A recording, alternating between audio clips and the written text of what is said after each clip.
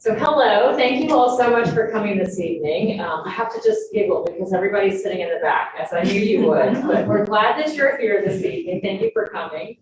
My name is Kathy Dumlau. I'm the Director of Education here at the Brooks, and I'm so excited to be able to introduce our speakers this evening and to welcome you to this evening's program. Before I introduce our speakers, and actually, pardon me, so used to wearing the mask, I forgot to take it off. Before I introduce this evening's speakers, I thought I would share that we're having another panel discussion tomorrow in conjunction with the exhibition Another Dimension. So if you're interested, tomorrow at 2 o'clock, we're going to have a panel that's going to focus on NFTs, which is non-fungible tokens for people like me who don't know what these things are. I'm planning to be here so I can learn more about it. Our panelists include artist Anthony Sims, who is in our audience this evening, and Kenneth Wayne Alexander, as well as curator and author Tam Grin. Did I say that correctly?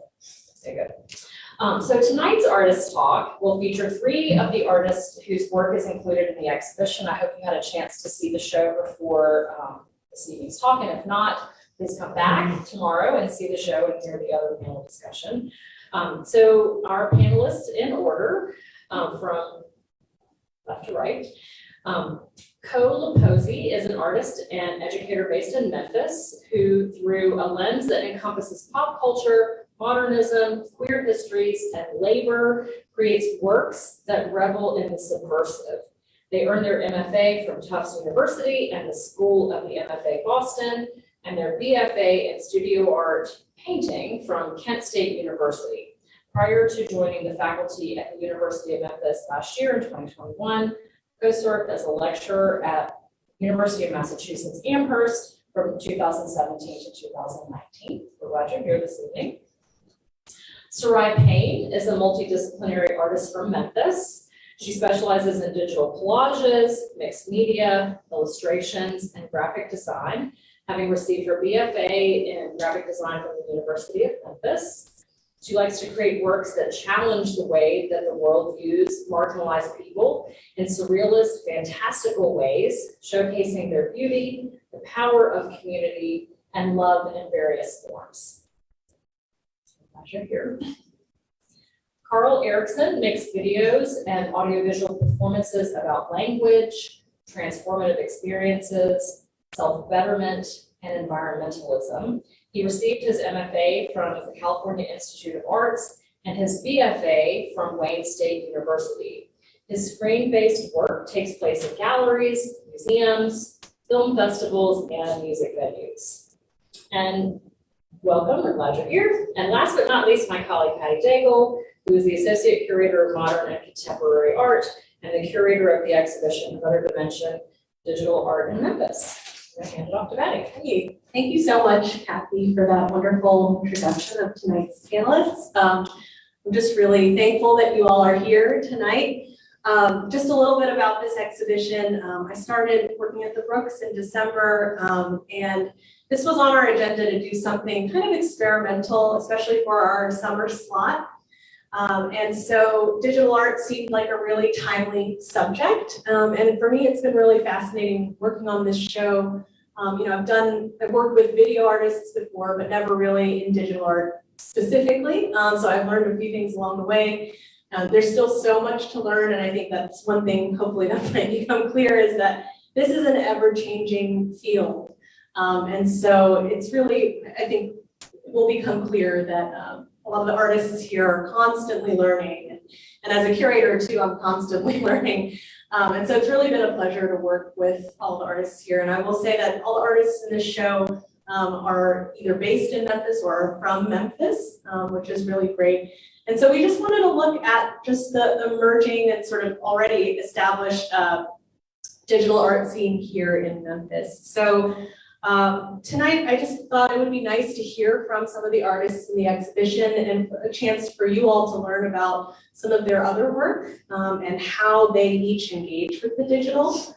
I think we all kind of understand that we all live in a digital society. And so if you're an artist today, I guess part of the question I'm wondering is, are we all, as an artist, are you all kind of working in a digital way just by default, right? So we're all kind of digital human beings at this point. So I just thought that we'd go through some of the different works by some of the artists in the show.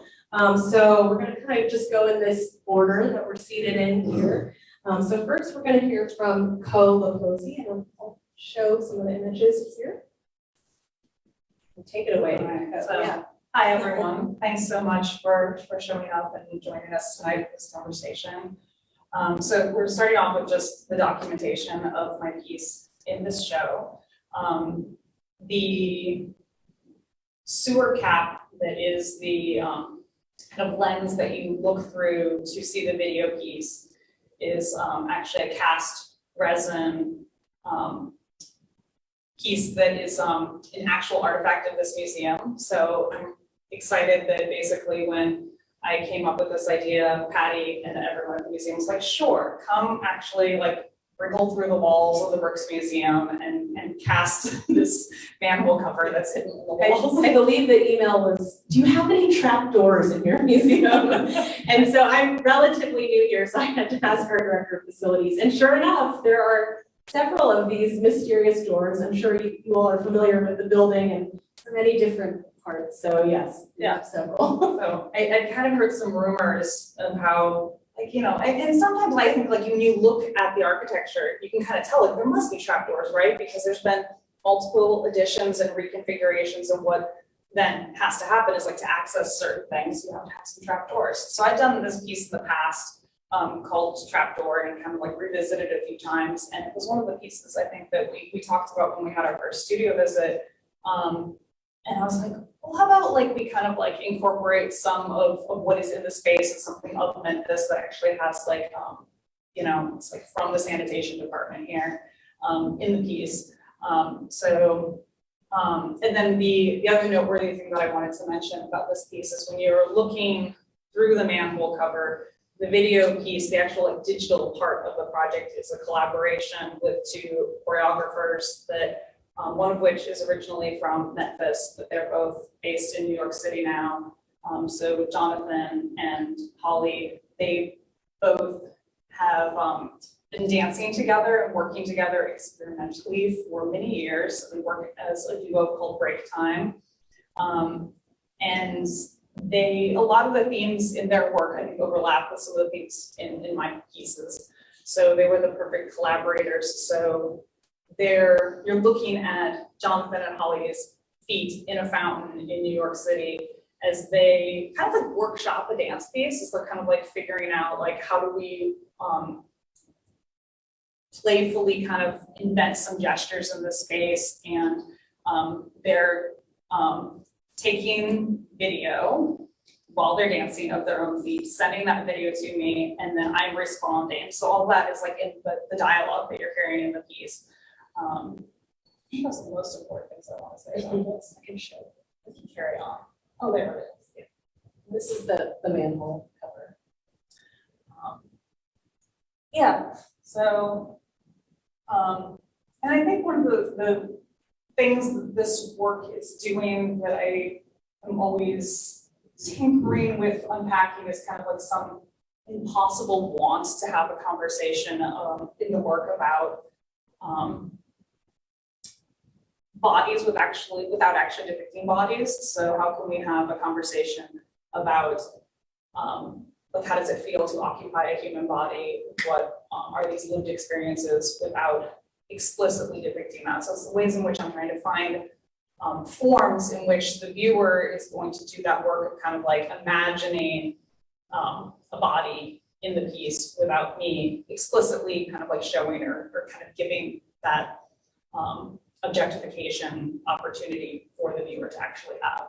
So when people are like, oh, I couldn't tell that those were dancers, or I couldn't tell that those were feet, that's great. I'm like, there is something that I'm like a little bit withholding there. And I also think like, my hope is also that if you kind of spend more time with the piece, that the pieces are there to put that together. But on first glance, it doesn't reveal itself. And I love how you kind of manually created like a pixelated quality to the image, which I think is really cool. And like a lens, which you mentioned using resin, but I didn't quite understand it until I saw it, so yeah. And then I just very quickly, without like, I have to say, giving a ton of thought to it, pulled like, what were the first things in my past work that came to my mind when I thought of things that I used something of digital technology to complete a piece. So this is a piece that I did a little while ago that I'm still interested in. So I built this apparatus that is basically two conveyor belts. There's like a little bit of a digital rendering up in the top corner there that runs a loop of bed sheets that are like sewn together in opposite directions. So when a video camera points down the center, it creates this video of like you're traveling between bed sheets infinitely, never find the end. Yeah, basically a lot of my work that is, I guess, like I have to say, I don't even like kind of necessarily think sometimes like, well, I'm making something digital now. And there's a lot of analog stuff always going on, but this is work that like can't exist without a video camera, and it really couldn't have been accessible for me to make without that technology. So we can carry on. This is another piece that is a performance, but it very rarely ever gets to be something that I can perform live to an audience. So I wear this kind of never-ending tier recycle gas mask that has LED lights in it that are run hydroponically. And I'll usually like water a garden or something with it. But the only way anyone usually ever gets to see this is through like a digital format. And this is just kind of an install shot of a piece that I think we're going to try to watch, but the volume's a little low on it. But this is a piece that is like one small segment of a project that has performative aspects, sculptural installation. And these are video pieces that I've been making that use the dialogue from the play Prelude to a Kiss, where there's a body swap between an elderly gentleman nearing the end of his life and a young bride played by Meg Ryan. And they swap bodies. And then we carry on and have like a whole like courtship and honeymoon, and no one ever talks about like how any of this is like the queerest thing that's ever happened, at least in my mind. So it seems it's been a really great space for me to kind of play with the dialogue with this movie as a way to, again, talk about embodiment without actually showing bodies, think about what kind of sort of in an expansive sort of way and how individualized it is, what the body brings to our understanding of ourselves, and particularly maybe like gender, sexuality, and how the world responds to us in these different bodies. So this is just an install shot of that video with the framework around it. We'll watch later. And this is a piece that's kind of like the precursor to the dancing feet, but I'm the performer in it. So this was in Miami last year. So I think this was maybe the original piece you saw. Yeah, I think you had a version with paint that was on the floor when I saw it, and that it had the same paint bricks that are in the installation here scattered around. And I guess what drew me to your work, especially for this show, I think a lot of people now are we're thinking about digital art right now, especially in the context of NFTs and everything kind of living online and on a screen. But I also wanted to think about how digital art can, in a weird way, be kind of more transcendent or timeless and not just of this moment, although it certainly is. And so that's why I wanted to include different kind of formats for viewing, for experiencing, and thinking of digital art not just as like output and how you experience art, but also as a tool, which you'll see. I mean, you all certainly use digital tools in your work.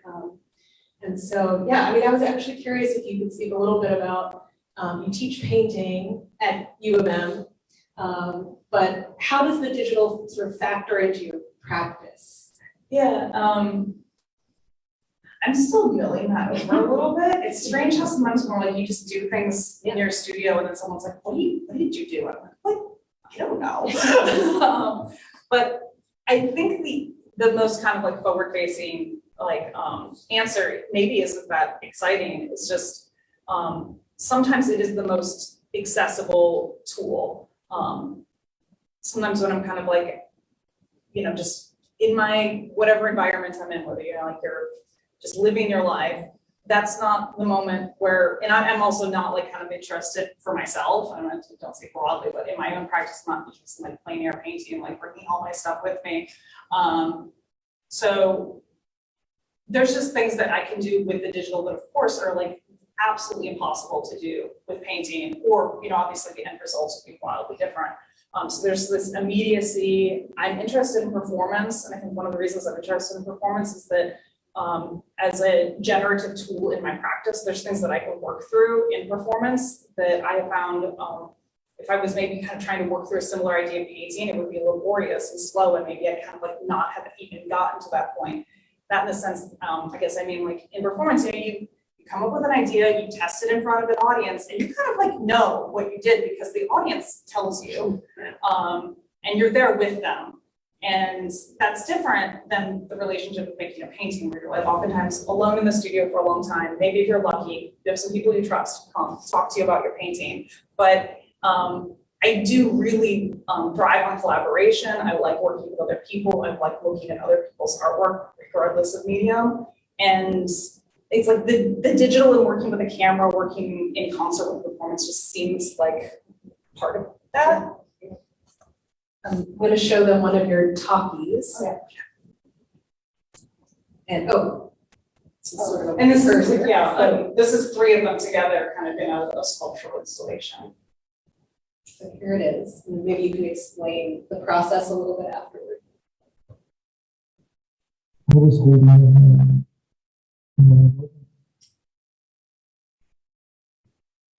I was turned all around. You were over there. I was over there. I thought it was a mirror. That's why I reached out to study myself. And instead, I saw his hand, this hand, on me. And I was staring at me.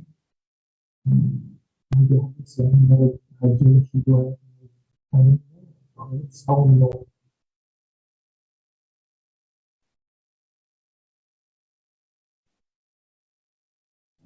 So we usually encounter this and it's like just, we'll loop over and over again. So it takes like about, 30, 40 seconds.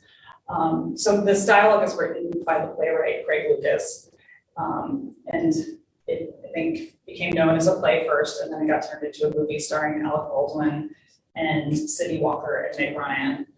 And what we're hearing is the moment that the surprise kind of unknown wedding guest, played by Cindy Walker, has approached Meg Ryan's character, and they're like, who invited you to the wedding? We don't really know who you are. And he just said, he said something like, I just wanted to wish the happy couple well. If you could be so kind, I'd like to kiss the bride. And Meg Ryan just is like, sure. And they kiss, and like twilight, like craziness happens, like the wind blows, you're like, magic is happening. And then Meg Ryan is in Cindy Walker's body, and Cindy Walker's in Meg Ryan's body, and Cindy goes on a honeymoon with Alec Baldwin. And it's super serious. It is not funny. It's funny a little bit, but it's earnest. I think like a lot of body swap movies, it's kind of like meant to make you chuckle, or some sort of idea of like, well, now you know what it's like to walk in your mother's shoes. It's hard to be an adult. And I feel like this play is a subversive, earnest attempt for, and I have no idea how Craig Lucas actually feels about this. I wish he could talk to me. I interviewed Craig Lucas. He's still actively writing and working in it. I just think it's a fascinating attempt to make what I feel like was like, I am going to make a hit play that a typical audience is going to love, and I'm going to sneak subversive content in there. And I feel like oddly, like, it's like, in that moment, it like missed both audiences. I feel like straight people were like, I don't get it. And queer people are still like, I didn't catch it. So it's like this strange space of subversiveness. But I love this movie. I think it's really strange, and I can't let it I think is oftentimes kind of like how my art practice works. I don't know if like other people identify with this on the stage or in the audience, but it's just like, it's not letting go of me and I can't let it go. So I kind of keep coming back to make sitting out life. Yeah, and I noticed that like a lot of the same aesthetic certainly exists throughout other works that you do, which is really quite interesting. Thank you. Move on to Sarai. I must admit, I knew Sarai when she was an undergraduate at U of M, where I used to teach and work. And I've always been a fan of your work, and I think I saw actually kind of where a lot of your digital collages sort of generated. And so I was just curious if you could talk about your background. You are trained as a graphic designer and still practice as one, but if you could just talk a little bit about your really beautiful digital collages that you do, and how you make them, what they mean to you. Okay, so I guess I can talk about how I got started with them. So when I was an undergrad, I was taking photography 1, and you're a full-time student, you have a full-time job.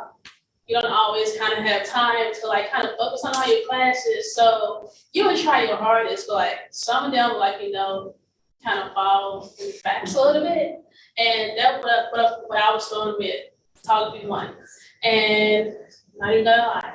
So I had an assignment due like the following morning. So I just did a pull all-nighter, went into Photoshop. Never used Photoshop at all before. And I used some of like my granddad images and my own. And I started just cutting things out and kind of pasting them together in a digital format. And I didn't care if I passed that project, got it up, I'm not even gonna lie. So I turned it in and my instructor loved it, and she told me to keep doing it. And I kept using that as a skill to build up for each project, and that's kind of how I got into doing what I do now. Sarai is not giving herself enough credit here. She actually was my intern when I managed the Fogelman Galleries, and probably one of the hardest working students that I ever had met. So Thank you. Yeah, it's funny that you think pulling an all-nighter is you're like, I was so slacking. And I'm like, this Tracy is awesome. yes, if you slack, you don't actually do the work. So yes, but it seems like some magic kind of came out of that moment of, I think we've all been there. So could you tell us a little bit more about where you get your images and even also how your training as a graphic designer factors into sort of the artwork that you produce? So I would say with graphic design, what it helps me with what I do with my collages is by researching, studying history behind images and tying in stuff together that can sell and kind of make sense. And that's what I do with my collages. Sometimes I would use my own photography. I would use images on creating common commercial-free images that I can use and won't be an issue. And I will add my own mix and flair to them by getting an image, but kind of change it around and add my own twist to it. And just thinking of a topic that I want to use. I sometimes watch a lot of romance movies and stuff like that. Just kind of fantasy, make believe to just try something different and play around with those types of subjects. Yeah, I mean, I was really drawn to your work, and I thought it fit really nicely with the idea that, with digital tools, you really can kind of with some facility be able to combine really disparate things that you really just can't in sort of the real world or physically, right? And so, in your collages, I think you're really creating a new space, and these are, printed. And so it's not a digital space in its final output, but you really do create these kind of new environments that really wouldn't be possible without digital technology. And so I'll show a few more, but I was curious to know also for you, you use a lot of black and white imagery, but mixed with really kind of modern poppy kind of colors and design elements. And so I was curious for you, like how the black and white features, I mean, it lends a sense of history to the work, but could you speak a little bit about that? So with the images that I select, a lot of the times they're gonna be like, retro and like, decades ago. So I kind of like to play on that and keep those images in black and white, although they wasn't always in black and white, but I just like it, it gives like a historical feel to them. And I'm a fan of like, playing like, bold and loud colors. I love, galaxy and clouds and things like that. So if you see my art, there's always usually some type of, form of galaxy, clouds and stuff like that to say, in a way, the sky's the limit, or, like endless possibilities. And I can play on that in a way with those things. And I noticed nature also features quite heavily from flora and fauna in really beautiful ways. Yeah, with that, I'm also like a really huge fan, like, nature, greenery, flowers, floral, animals, sustainability and nature. I love those subjects, so I can also add those into my work as well. Do you see these as portraits? I've always been curious to know, or like, how do these works function for you in terms of what they represent? I kind of like, play off maybe like it can be like a portrait of something, like a moment in time, a memory, kind of like a photograph, in a digital way with hints of color, but also like, to be in a past tense type of way. And so I noticed sometimes you do use photos of people you don't know at all, but then sometimes you do know who you're sort of the person, I don't want to say sitter, but the person that features in your work is. Could you speak a little bit about this work? So like, Cicely Tyson, like, a really, famous African-American actress I feel like a lot of us are familiar with in the community and grew up with. So, when she passed away, it's kind of like, wow, one of our people, who's been around for so long, has moved on. And, a lot of the times when we have like, I guess funerals, we do like, homegoing celebrations of life. So that's why I was kind of like, doing like that, like, celebrating everything she's done for the community, for people, her talent. So like, although it was kind of like a somber, moment, it's still like a celebration of life that she lived and did lots of things. So, as in with the nature elements and the color, it's kind of like, she may not be here in physical form, like with the black and white, but what she has done will live on. So like, the green, the flowers and colors all play in that, And this one really, I recently saw this work, but it's a bit older and it strikes me as quite different from other works. It does seem to play on pattern a lot more, and I see your kind of eye as a designer really kind of come through in this, but could you speak a little bit more about this work? But yeah, you're right, like I said, graphic design, you have to kind of, study placements of things because you don't want to just have stuff all over the, like scattered, because there's always gotta be like a focal point. So when you're looking at something, it catch your eye. And with this one, Bantu is like, if I remember correctly, like they tribal people in the Zulu nation in Africa, and like, the Bantu knot hairstyle represents those people. And I got inspired by, I read a book, it's called Crown, and it was like basically celebrating all the African American hairstyles, like the past and the present. And when I studied that and saw that, I wanted to do an image, showing my appreciation for it. And with, the pattern in the back is like, an African tribal print. And also, with nature, because I'm a fan of that, just adding an element to it. Sure. I was curious to know about the print in the back, and if that was like a found print that you had found. So in a way, it was kind of found, but it's usually I'll add my own twist or like add my own style. Sure. Like, the cyan that was found, I add my own, in the back with the purple and the black dots. I had to go into like Adobe Illustrator to add that element to it, and then went back into Photoshop to kind of combine it all together. Do you ever, I know that I've seen a lot of your work printed, but then I also see a lot of it online too, and I was curious to know, for you, is there something about printing and having it physically there that's important to you, or do you see your work kind of existing purely digitally at some point? I would like to always, have a tangible feel of my art in a way. Although I am digital, I'm still non-traditional. I love the feel, seeing art in a gallery or, or in a physical form. So that's why I like to add both of them together. Sometimes I would have prints and exhibitions and I would sell as well as have some online to kind of balance it out. Thank you so much. I think last image, so move on to Karl. And Karl is sort of is most purely digital artist of the bunch, perhaps.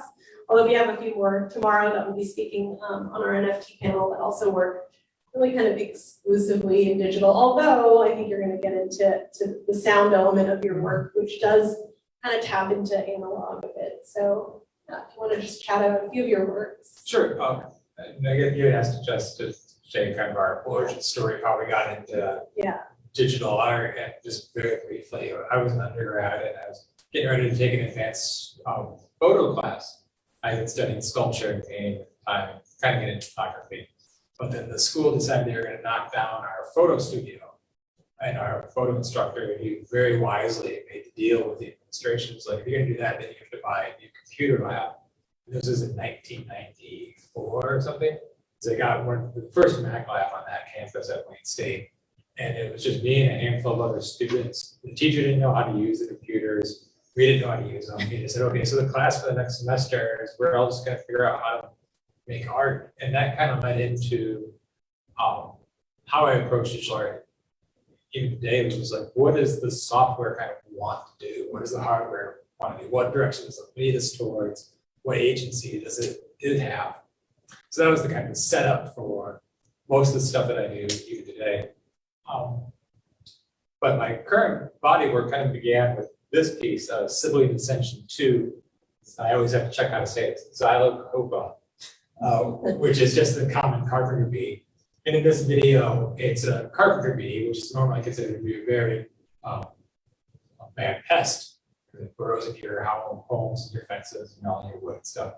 But in it, I have it having kind of an ecstatic experience. It could be interpreted as an experience of kind of an angelic experience, or it could be an extraterrestrial kind of experience. But it's having this kind of uplift kind of thing.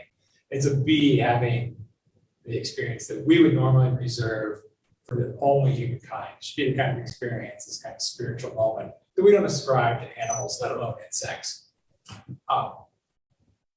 And that making that piece made me think about what is all the tools, all the images that we make. What does it want to do? What is the things that we're talking about? What is their agency? Where are we being led with that? And that's been really the big area of focus I've been on. So the next one is, and the one that really set me sailing is this video. It is online if you want to see it, called Hello, Goodbye. And in this one, it's a kind of a three-part collaboration between me, a piece of software using motion capture technology, and a modular synthesizer. And so the first part is I drew these kind of alien flower creatures. And then the setup is that I imagine that, like, okay, there's an alien race that wants to contact Earthkind, and the best way it knows how to do that is through a song and dance number. So that's what we've been beaming out of the world since then. But of course, it doesn't speak English, doesn't like music that we might like, so it comes and does this silly dance. It's not anything that's very good. It makes a song that, well, it's good, but just maybe not us. And it makes the song is unintelligible to us.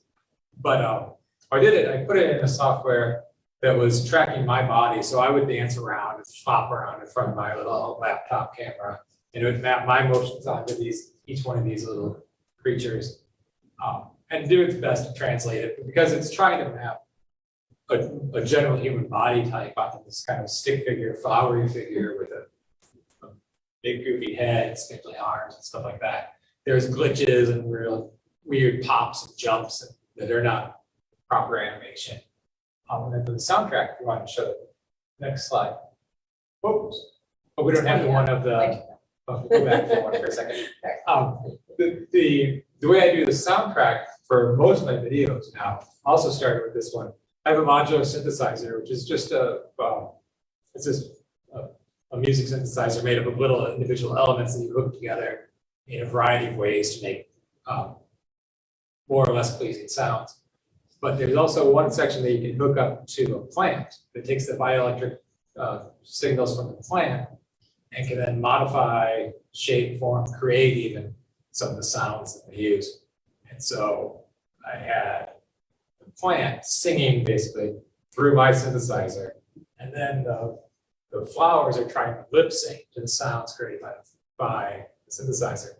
So there's a nice kind of recursive loop of all three of us, the plant, the synthesizer, all four of us, I guess, the plant, synthesizer, computer, and myself, kind of collaborate together. So, yeah, it's that one. And then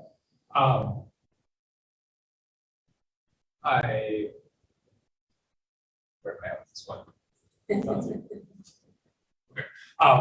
But then I was starting to think like, okay, I really like this idea of aliens contacting humans. Anybody knows me, I heard somebody do a little bit. Like, yeah, why not? But it's also very presumptuous to think that, okay, if there are aliens out there, and there are, why would they want to talk to humankind? Like, we're not the most plentiful species on the planet. We're not the best. We're just kind of the most destructive or something like that. So they might want to talk to bacteria, and they want to talk to dolphins. We want to talk to flowers. We don't know. But we're the ones that send all the information, all the junk out into space. So there are signals that they get. So this is a long setup. But the idea is that they get all this stuff, and they're going to try and figure out how to contact some kind of life on Earth. So they have to learn a language to do so. And the way that they figured out how you learn language is through children's programming. And so I started making a series of children's programs of an alien monster trying to learn letters and numbers so they could eventually learn how to talk to us, which will be the next part of this video series. It's going on and on. And we can show the, yeah, we can just show the last.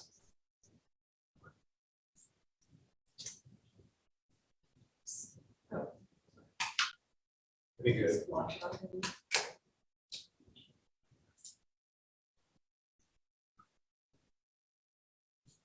I go too far. Not because it's not on the screen. Oh. Sorry, folks. I think we go to the next slide. Yes, you're right. Here we go. Yeah, use, yeah, about 2 minutes, I think.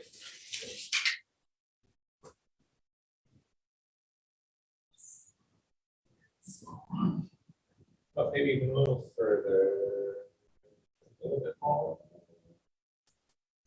He does rock out. Yeah, he does.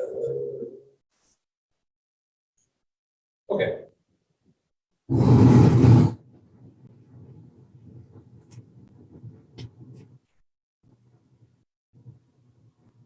Oh, I'm sorry. Thanks. Trying to get rid of that piece.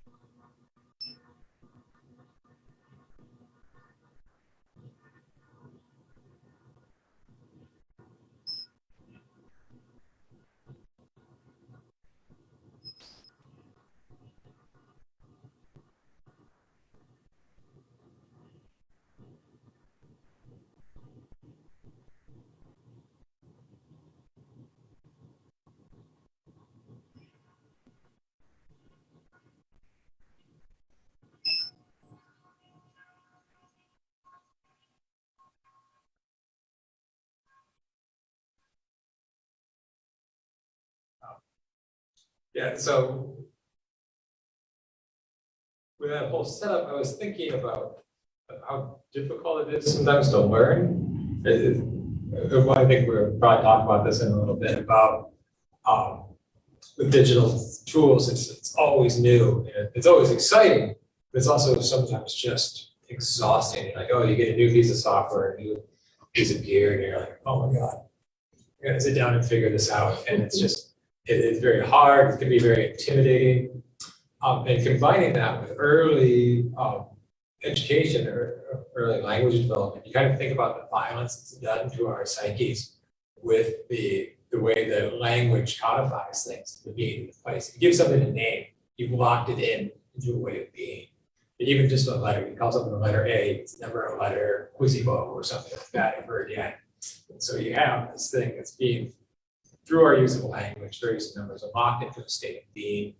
And we have that kind of attitude towards a lot of our software and technologies too, that we think that we have to use Photoshop for editing images. We don't think that we have permission to use it to glitch out sound or to edit videos in or something like that.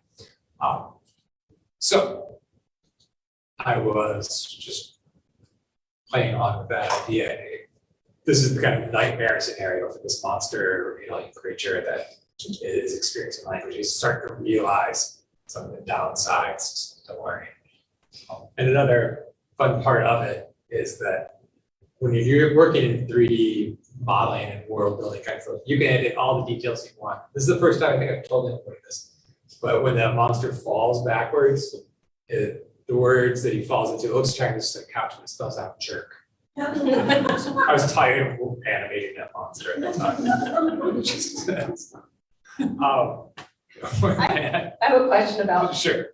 this particular work. Like, how much of this monster, like, do you feel a kinship with in some regard? Like, learning a new language, like, does that at all parallel with your kind of frustrations, like working with these different languages, like whether it's programming or a new software? Yes. Do you see yourself? Well, there's quite literally some of myself in this. I use some kind of prepackaged motion capture data for this, but some is also motion capture of me moving around, or some of my students, collaborators moving around, they get put in there. So we really are in there. But yeah, learning new rules, being in new institutions or new social settings and new software. Yeah, it's all delightful and frustrating. I know there's a lot of visual kind of similarities between this work and then the work that's on view in the exhibition. But you're using them to slightly different effect here, kind of as a fur, they're both furry. But now looking at it again, kind of looks like the grass that's in the show. And I was wondering if you could speak to that, because there's this kind of like slippage between what this stuff is. Like, is it natural? Is it like synthetic fur? I don't know if you've ever thought about that, but I see it a lot in this work, and it's really interesting. I do love putting the hair and fur on these things, partly because it's aware some of the 3D software does really exert its own agency, its own will, because you kind of give the hair a certain thickness and weight and bounce and stuff like that, but it has its own physics engine inside, and it decides how it's going to move, how it's going to react to how the creature is moving through there, how the letters are falling from space. It all has its own beings. It's kind of the light scene, just like what that hair does. You move my mind a little bit when you think, do I have to now set up parameters for it to be synthetic versus? You do not. But it reads that way in different contexts. Like in the show, it reads kind of organic, like grass or something natural. But then it also is covering like bubble letters, and so it feels kind of synthetic in that regard, in the same word. But yeah, there's no answer to that. It was just an observation. But one thing that you bring up that I think is really interesting, and something that I didn't immediately, and one might not immediately know about your work, is that like that relationship between yourself as a human and the tools that you use and the sort of machines, whether it's a modular synthesizer or a computer software program, and that kind of, some might call it attention, but you almost see it as like a collaborative relationship, which I think is really interesting, and you all kind of collaborate with technology in many ways. But it's just a really fascinating take on that relationship, which is often seen as like a shortcut, that somehow technology is cheapening or de-skilling art as this sort of manual practice, historically. But you're using it as a kind of collaborator, and you're giving kind of equal footing or weight to technology. Have you always worked that way, or? I think it's only been in the past few years that I've really done it consciously. Yeah. It was the introduction to analog video synthesizers that did it to make me think that like, oh, the electricity coursing through here, we turn it on in the morning, it acts a certain way, it's crisper and more accurate or more predictable as it would get warmer throughout the day, and especially towards the night, if it's been on for 9 or 12 hours or something, there's act a little funkier, and to see it has its own sense of what it wants to do. And I saw that in the electricity. And then once you start getting away from very, I don't want to say basic, but very front level things, so our software, Photoshop, Illustrator, Premiere, and whatnot, that do what they're supposed to do, and are not supposed to have surprises in it. It's not as much of a collaborative thing, but when you get into these things where you set up systems, it's like, well, I'm gonna sit back, I'll come back when you're done, I'll show me what you did. And you're like, oh, I like that, or like that. Let's figure out how to negotiate what I want to do with what you're willing to do, and get that. That is. Oh, and we have one more word here. Chat about this, and I have the video too, if you want me to just play that. Sure, let's play the video for it's 12 seconds long.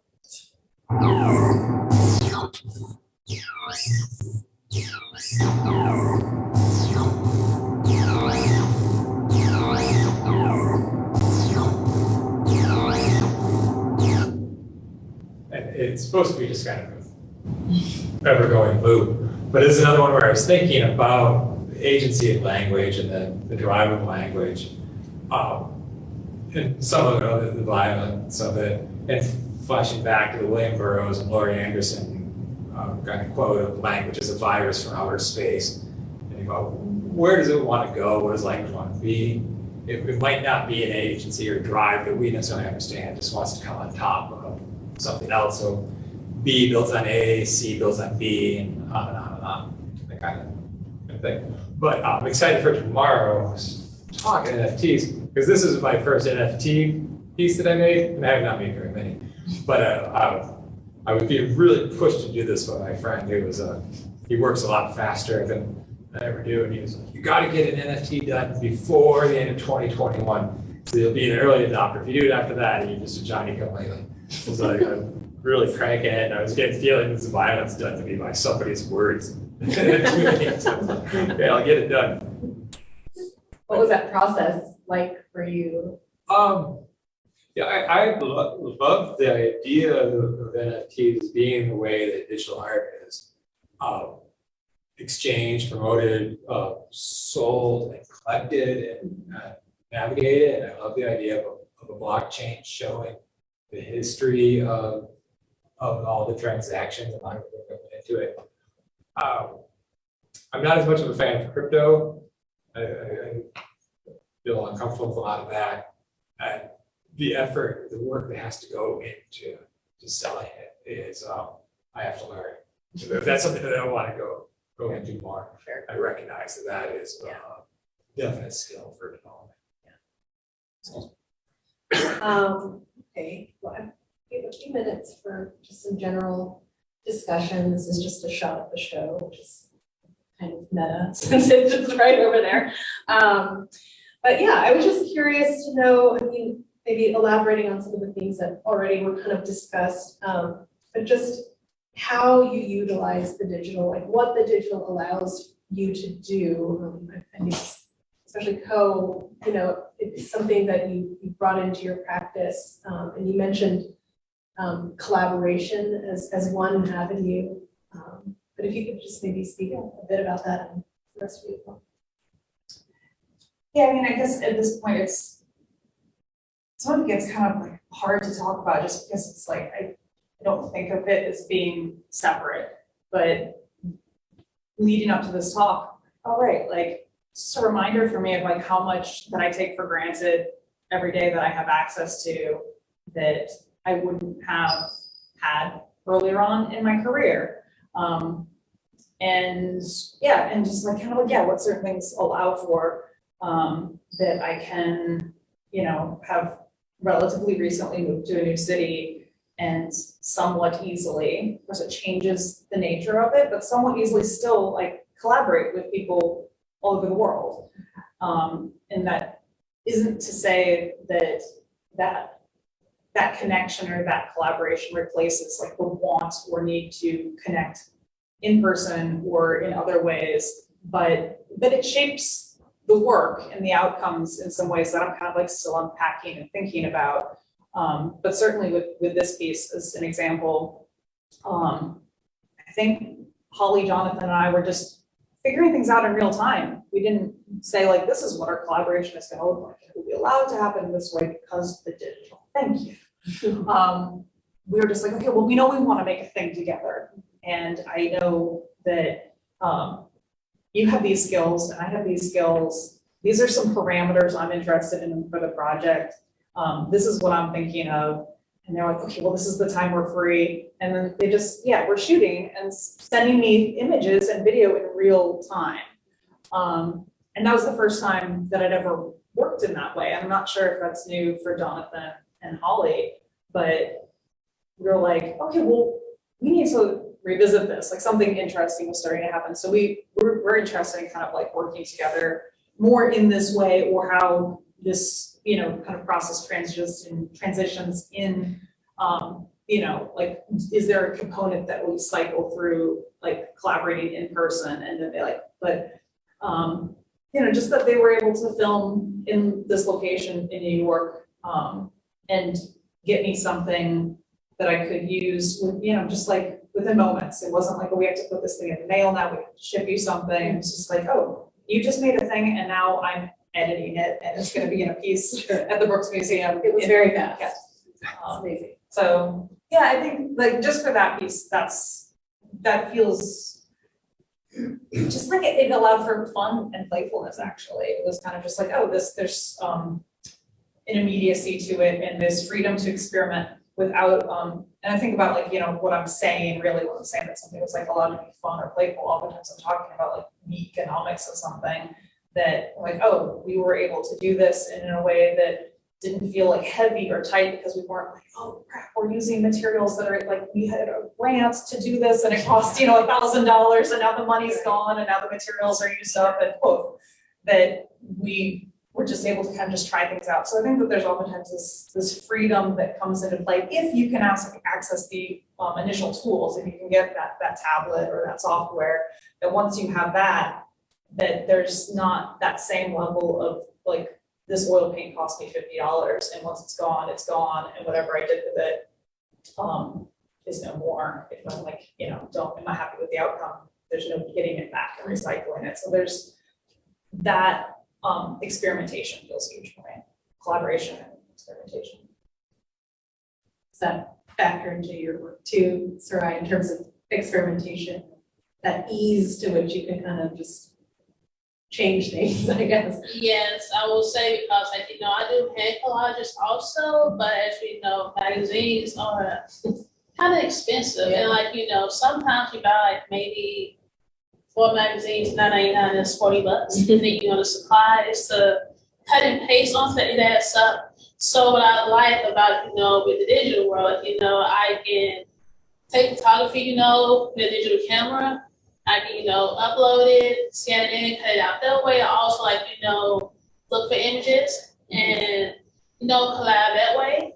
And it's cost effective. Like, and when it comes in handy, outside, paying for the subscription for the, the programs, you know, the electronics. But it's kind of, you know, after you pay for that, you're good. Yeah. So, Yeah. I would say it works.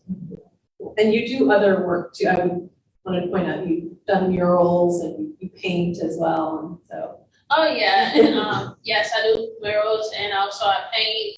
I haven't gotten, I mean, I've done a public mural, but I haven't quite got to the confidence level of like showing my paintings yet, and that's something I'm still working on. But I would like, you know, to do collages with the painting eventually.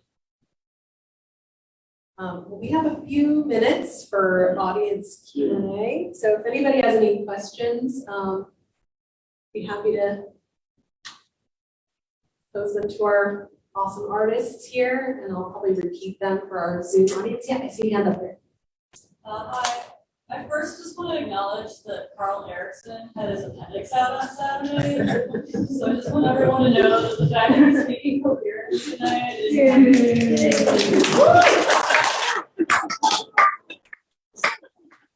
But I do have a question for Coe, actually. This has nothing to do with you. Really drawn, sorry.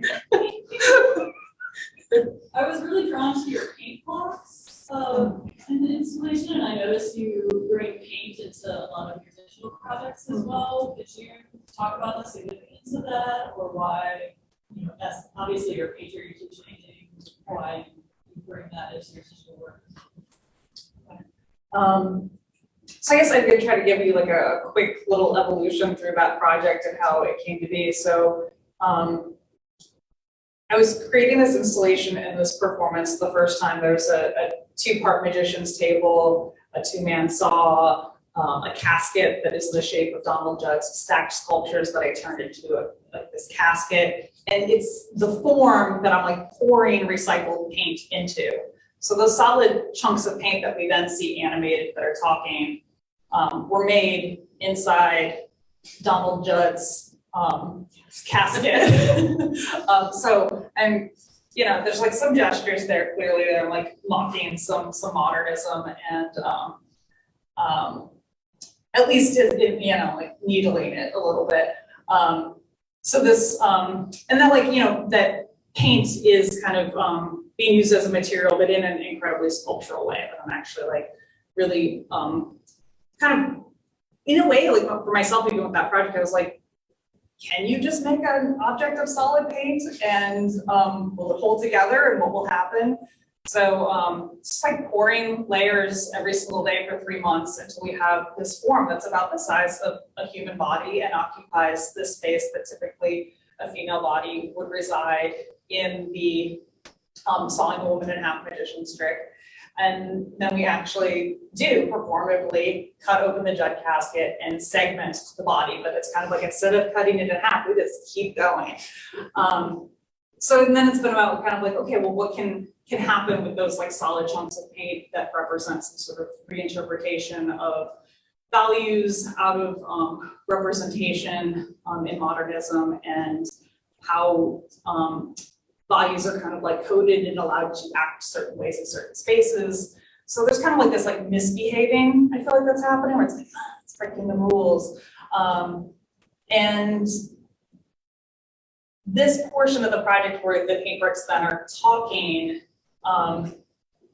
happened like weirdly kind of like quickly. So I was actually at the opening for this show, and all of a sudden I didn't even know this was going to happen, but the curator was like, oh, let's like, you know, kind of like gather everyone at the opening around to make an announcement and kind of like introduce everyone who could talk a little bit. I was like, oh, I have nothing interesting to say right now. I wasn't prepared to talk at all. Like I've been drinking a little bit and I just wanted to like relax. And all of a sudden it's like, but it's an opportunity for me to say something. I want to have an announcement. So I like very quickly like pulled open this thing that I'd made on my phone like earlier that day, which is like I just like snapped a photo of the paint brick and was animating it and adding this dialogue from the movie to it, that I felt like there's a connection there. There's this connection between this play, this movie I'm obsessed with, this like characters that are being recast in this space, and the dialogue needs to actually be kind of like embodied in the forms. So I had one, and so I just told everyone when they were like, talk to the audience, this is Coe Lapossy. I was like, hey, everyone, if you text me right now, I'll send you these talkies, and you'll be able to kind of like receive these and have this interactive, you know, kind of like other aspect of the work. So people started texting me, and then I started making a bunch of more of them throughout the night, like making them at the opening, making them later that night. For like a couple months, I was like sending them to everybody who had texted me. And it kind of ended up being like one of the most interesting parts of like, you know, spent 3 months making all this work, and, you know, and then this little facet of it. So I know it's a very long story. I'm not good at being brief, but all of that to say, yeah, they're recycled paint, and it seems like there's something about having it in a voice, right? Like literally, that seemed like it needed to happen to create a kind of the full circle of what I was interested in talking about with those pieces, that just kind of not allowing them to talk felt like they didn't have enough agency. And you made that with an app, right? Is that Oh yeah, right? so it's my talking pet. My Talking Pet, is Yeah. that right? Oh, So that's- yeah, like you maybe have used it, so it's like really, it's designed for if you have like a still photo of your pet, that it generates, like you put little like markers around the facial features, and then it kind of just like makes their eyes move a little bit, makes their mouth talk. And there's been a few updates though, it keeps getting better. So the early ones I was making with a different app, the facial features move kind of differently, and I keep trying different ones because there's actually a lot of different ones out there. And what's great about the newer ones is like that the mouth is just like, it's not just like a cut open slip, but like there's actually like some expression of like this like pursing of the lips. So it's kind of great that the little paint mouth starts to kind of like look like it's like a little shriveled up, and it's like it's more emotive. It's a better actor. I know what I'm doing after this stuff. Downloading that. Any other questions, y'all? Yeah. I have a question for Karl. So the other two artists kind of talked about media as this way to, I guess, inspire their work or give their work meaning. And for Karl specifically, you know, we've only heard about electricity, but also we see these kind of letters and these other things. And I was wondering, to what extent do you think media or consumption, what do you think, how do you think that has impacted your work as an artist?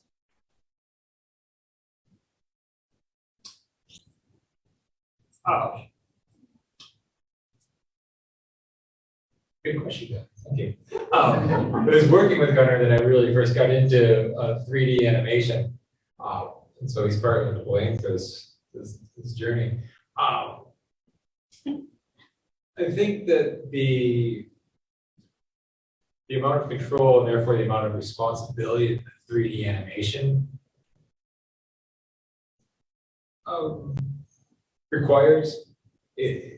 That's my current media, I suppose, we could say 3D animation, 3D software.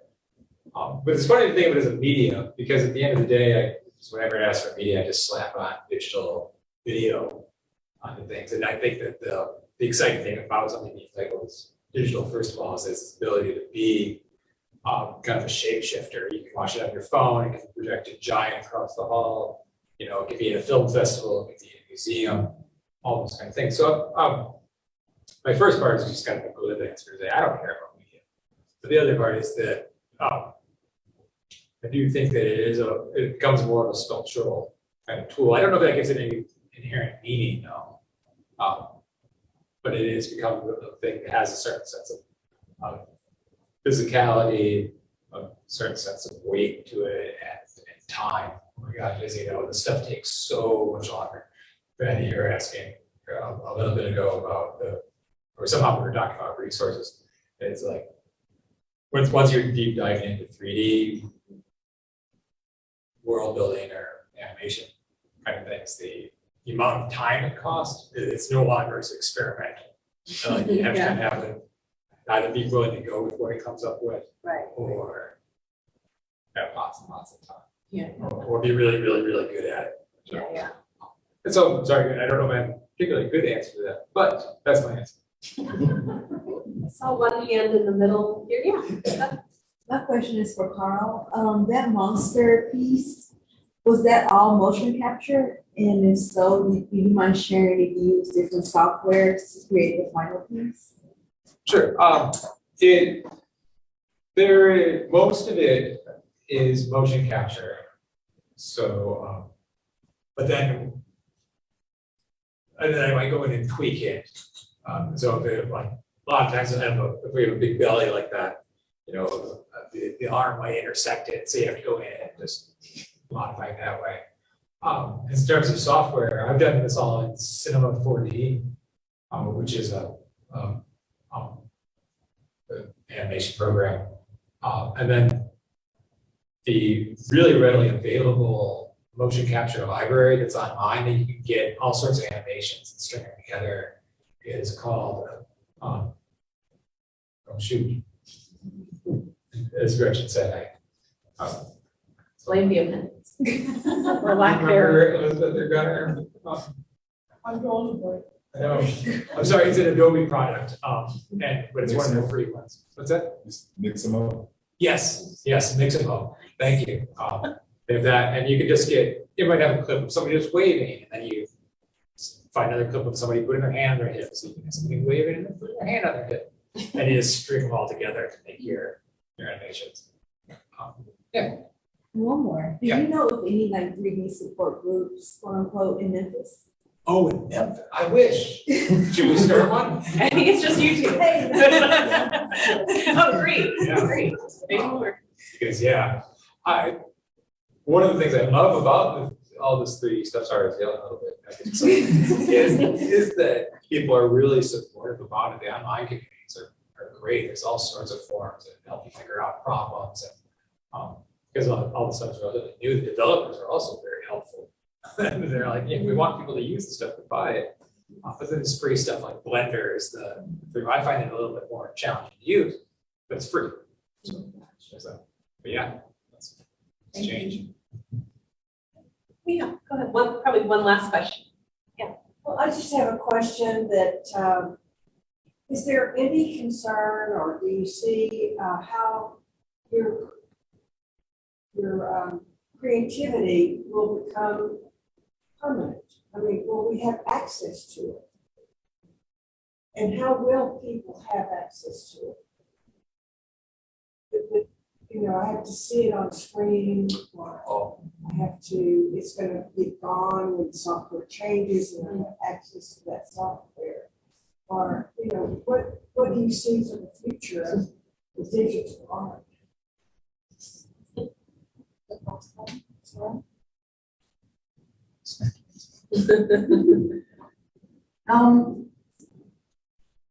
This is a great answer, but the first thing I think about is like, when I don't know, what the future holds, it's like, what can the past tell me? It's like some problems aren't actually new.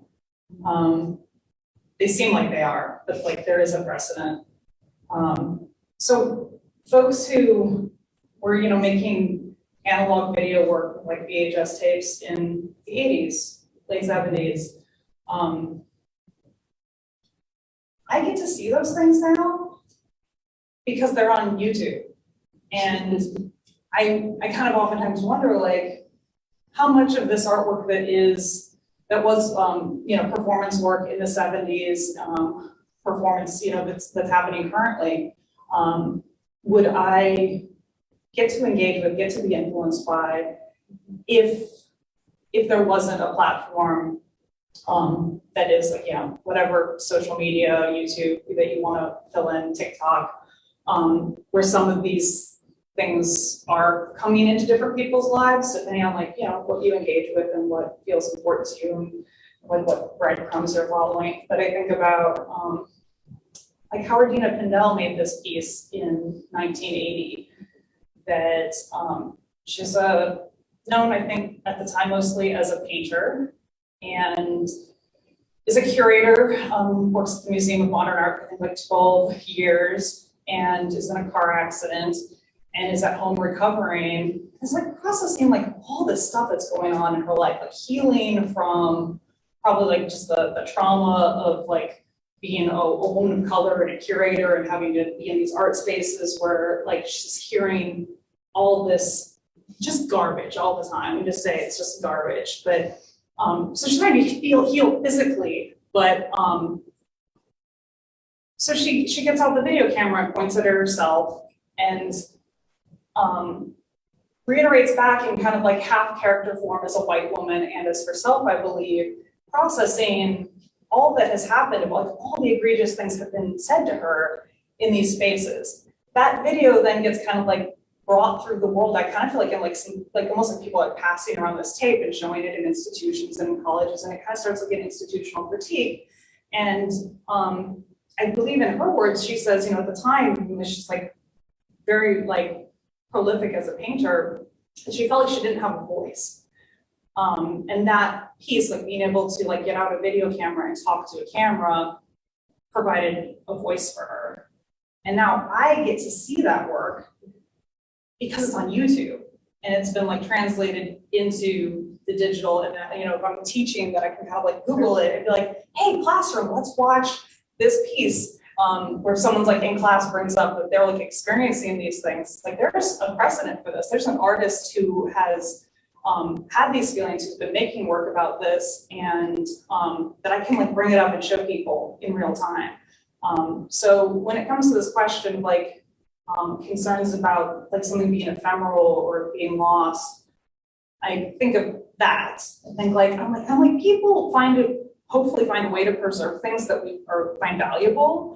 And then also I think there is like a real concern that like sometimes amazing work is actually lost. So I think like the, to be a good steward comes to my mind. It's like we choose like what to archive and who makes the archive and how we fund that, who runs it. So those are just like all the things that come to my mind, but it's a good question. I don't have like an answer, but hopefully the answer is we'll find a way to protect things that matter. Yeah. No, I think that's beautiful. And I think, yeah, some things have always been ephemeral and art has always been on a scale of ephemeral to more permanent. And I think that'll continue in the digital age. That idea that some things last and certain things don't, I think will continue. It might just look and feel a little bit different. But anyway, for the sake of time, I think we're going to close for this evening. But thank you all so much for being here. And again, we have another panel tomorrow on NFTs, which we kind of danced around a little bit today. But if you're interested in that, that's at 2 p.m. tomorrow. So thank you all so much for being here.